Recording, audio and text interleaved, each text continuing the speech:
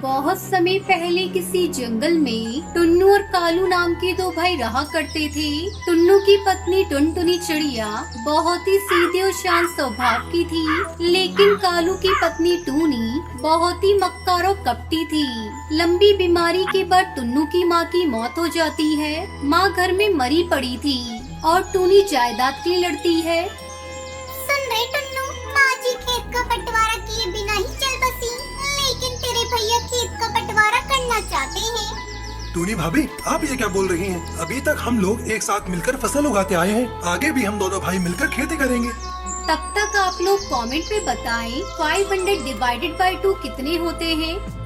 अरे आप लोग भी ना ये क्या बातें लेकर बैठ गए। माँ जी की बॉडी घर में पड़ी है और आप लोगों को बंटवारे की पड़ी है, तो इसमें क्या बुराई है टुनटुनी? हमारे बच्चे होंगे, परिवार बढ़ेगा, इसलिए मैं और तेरे जेठ जी नहीं चाहते कि आगे कोई झंझट हो। कल ही गाँव के पंचों को बुलाकर बंटवारा कर लेंगे। भाभी, पंचों को बुलाने की कोई जरूरत नहीं। आप और भैया हमें जो देंगे वो हमें मंजूर होगा। अगले दिन कालू कौआ एक खेत और घर अपने हिस्से में रख लेता है और पहाड़ी के पास वाला बंजर खेत टुन्नू को दे देता है। टुन्नू, तू आज से ही खेत में जाकर रहना शुरू कर दे। ये घर मैं अपने पास रखूंगा। हो गया बंटवारा। अब तू अपनी पत्नी को लेकर यहाँ से चला जा। ये देखकर टुन्नू और टुनटुनी रोने लगते हैं। ठीक है भैया, हम यहाँ से जा रहे हैं। आपका फैसला हमें मंजूर है। टुनटुनी अपने पति के साथ खेत पर पहुँचती है। अब हम अपने खेत में क्या उगाएंगे जी? जेठ जी ने तो उपजाऊ खेत अपने पास रख लिया और हमें ये बंजर खेत दे दिया। टुनटुनी, तू चिंता मत कर, सब ठीक हो जाएगा। माँ ने एक बार मुझे बताया था कि पिताजी इस खेत में फूल गोभी की खेती किया करते थे, लेकिन जब से पिताजी की मौत हुई इस खेत में खेती ही नहीं हुई। मैं अब इस खेत को फिर से खेती लायक बनाऊंगा और फूल गोभी की खेती करूंगा। ठीक है जी, मैं आपकी हर फैसले में आपके साथ हूँ। समय गुजरने लगता है। टुन्नू चिड़ा अपने खेत की सफाई करके फूल गोभी के बीज को बो देता है, फिर उसमें अच्छी खाद और पानी डालता है। अच्छी देखभाल से जल्दी टुन्नू के खेत में फूल गोभी की फसल लहराने लगती है और लहराती फूल गोभी की फसल को देखकर दोनों पति पत्नी बहुत खुश थे। देख रही हो टुनटुनी, हमारे फूल गोभी की फसल कैसे लहलहा रही है। बस अब कुछ ही दिनों में ये बेचने लायक हो जाएगी। जल्दी वो दिन भी आ गया। टुन्नू चिड़ा फूल गोभी की फसल बाजार में बेच देता है और उससे मिले पैसों से वो अच्छी तरह अपनी जिंदगी बिताने लगते हैं। कुछ दिन इसी तरह गुजर गए। टुनटुनी 2 बच्चों की माँ बन गई। उधर कालू कौवे को शराब और जुए की लत लग जाती है।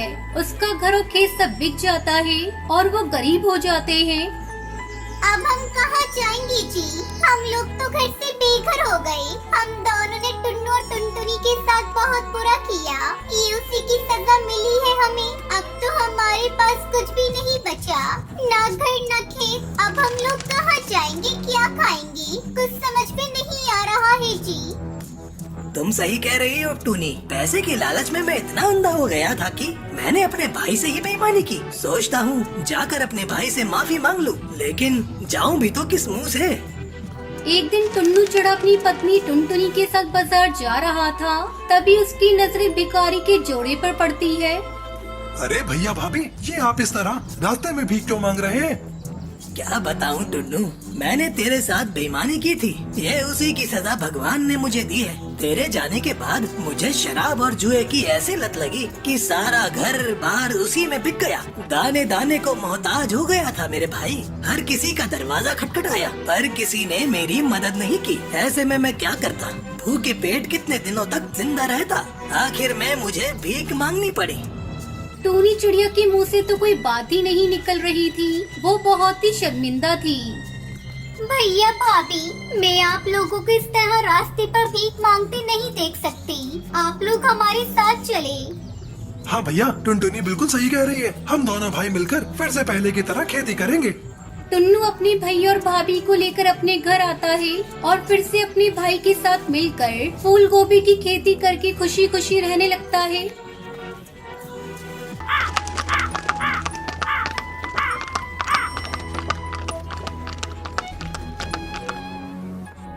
रामपुर के जंगल में कालू कौवा अपनी पत्नी टुनटुनी के साथ रहता था। उसके 2 बच्चे थे, पिंकी चिड़िया, सुनहरी चिड़िया। कालू कौवा अपने खेत में तरह तरह की सब्जियां उगाया करता था। बाजार में जिस सब्जी की ज्यादा डिमांड होती, कालू उसी सब्जी की खेती करता। एक दिन उसकी पत्नी टुनटुनी उससे कहती है, अजी सुनते हो, आज बाजार से प्याज खरीद कर लेते आना। घर में रखा सारा प्याज खत्म हो गया है। तुम तो सारी सब्जियां उगाते हो, बस प्याज ही खेत में नहीं उगाते। बस भाग्यवान, अब और कितना बोलोगी। खेत से आते समय प्याज खरीद कर लेता आऊंगा। मेरा भोजन एक पोटली में बांधकर मुझे दे दो। तब तक आप लोग कमेंट में बताएं 78 इंटू 4 कितने होते हैं। कालू कौवा भोजन लेकर खेत पर चला जाता है। दिन भर खेत में काम करने के बाद शाम को वो बाजार जाता है। क्यों भैया, कितने रुपए किलो प्याज दे रहे हो? अरे कालू भाई, आज बाजार में प्याज का भाव 100 रुपए किलो चल रहा है। क्योंकि आप मेरे अपने हैं, इसलिए आपको 80 रुपए किलो लगा दूंगा मैं। बाप रे बाप, ये प्याज कब से इतना महंगा हो गया? मुझे तो पता ही नहीं चला। ऐसा करो भैया, मुझे 1 किलो प्याज दे दो। बिना प्याज लिए घर गया तो मेरी पत्नी आज मुझे भोजन नहीं देगी।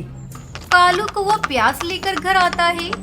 अरे ओ सुनहरी की माँ, ये लो प्याज। सब्जी में थोड़ा थोड़ा ही डालना, बहुत महंगे मिले हैं। सोच रहा हूँ इस बार मैं भी अपने पूरे खेत में केवल प्याज की खेती करूँ। अगर मैंने पिछली बार प्याज की खेती की होती तो आज मुझे बहुत अच्छा मुनाफा होता। मैंने तो तुमसे कितनी बार कहा था कि अपने खेत में प्याज की खेती करो। पूरे साल प्याज की डिमांड रहती है, क्योंकि बिना प्याज की कोई सब्जी अच्छी बनती ही नहीं। चाहे कितना भी महंगा हो जाए, प्याज तो सभी घरों में आता ही। तुम्हारी बात सही है भाग्यवान, मैं कल ही शहर से प्याज के बीज खरीद कर लाऊंगा। अगले दिन कालू कौवा शहर से प्याज के बीज खरीद कर लाता है और अपने खेत में बिखेर देता है।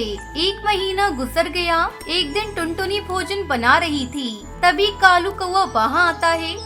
टुनटुनी, तुम्हारे पास कुछ पैसे हो तो मुझे दे दो। खेत में खाद डालना है और मेरे पास पैसे बिल्कुल भी नहीं है। मम्मी, मुझे भी पैसे चाहिए। स्कूल में टीचर बोल रही थी स्कूल फीस जमा करने को। अरे कहाँ से दूं मैं तुम सबको पैसे? मेरे पास जो थोड़े बहुत पैसे थे उसे तो मैंने घर खर्च में लगा दिया। अब मेरे पास ले देकर एक मंगलसूत्र है, मैं इसे किसी कीमत पर नहीं दूंगी।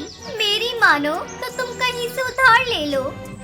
बस कुछ ही दिनों की बात है टुनटुनी, तू मुझे अपना ये मंगलसूत्र कुछ दिनों के लिए दे दे। मैं इसको गिरवी रखवा कर खाद खरीदूंगा। फिर जैसे ही प्याज की फसल बेचकर पैसे आएंगे, मैं तेरा ये मंगलसूत्र तुझे वापस कर दूंगा।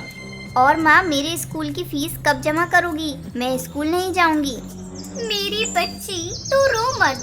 मैं अभी रंगीली काकी के यहाँ जाकर कुछ पैसे उधार लाती हूँ, तेरी स्कूल फीस जमा कर दूंगी।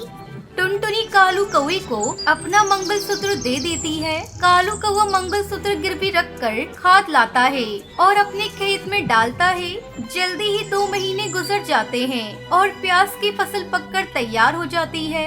दोनों पति पत्नी प्याज की फसल को देखकर झूम उठते हैं। कालू कौवा अपनी प्याज की फसल को शहर की मंडी में ले जाकर अच्छे दामों में बेच देता है।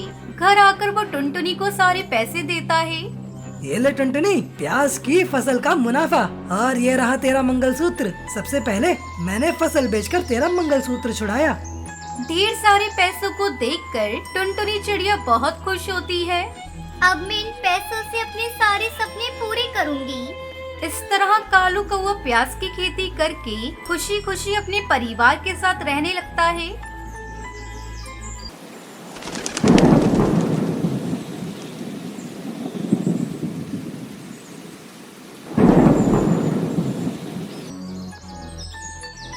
एक घने जंगल में टुनटुनी चिड़िया अपनी बेटी पिंकी के साथ रहा करती थी। पति को गुजरे कई महीने हो चुके थे। जब उसका पति अपने खेत में काम कर रहा था, तभी उसके ऊपर बिजली गिर गई। उसी समय से टुनटुनी जब भी आकाश में बिजली चमकते देखती तो डर जाती। एक दिन टुनटुनी आकाश में काले काले बादल को देखकर डर जाती है। हे भगवान, आज आकाश में काली काली बादल छाए हैं। लगता है तेज बारिश होगी। मैंने अभी तक अपने घोंसले की मरम्मत भी नहीं की। अगर मेरा घोंसला बारिश में टूट गया तो? पिंकी बेटा, ओ पिंकी बेटा, चल मैं तुझे तेरी बुआ के घर छोड़ कर आती हूँ, फिर घोंसले की मरम्मत करूँगी। मम्मा मैं कहीं नहीं जाऊंगी, मैं भी आपके साथ घोंसले बनाने में आपकी मदद करूंगी। तब तक आप लोग कमेंट पे बताएं 23 - 15 कितने होते हैं। नहीं बेटा, तू अभी बहुत छोटी है, जब तुम बड़ी हो जाओगी तब मेरी मदद करना। अब जल्दी चलो, बारिश होने ही वाली है। टुनटुनी अपनी बेटी को लेकर पास वाले जंगल में उसकी बुआ के घर पहुंचती है। तभी तेज बारिश शुरू हो जाती है। लूसी दीदी, ओ लूसी दीदी, दरवाजा खोलो, मैं अपनी बेटी के साथ आई हूँ। टुनटुनी कई बार आवाज लगाती है पर लूसी कबूतरी दरवाजा नहीं खोलती।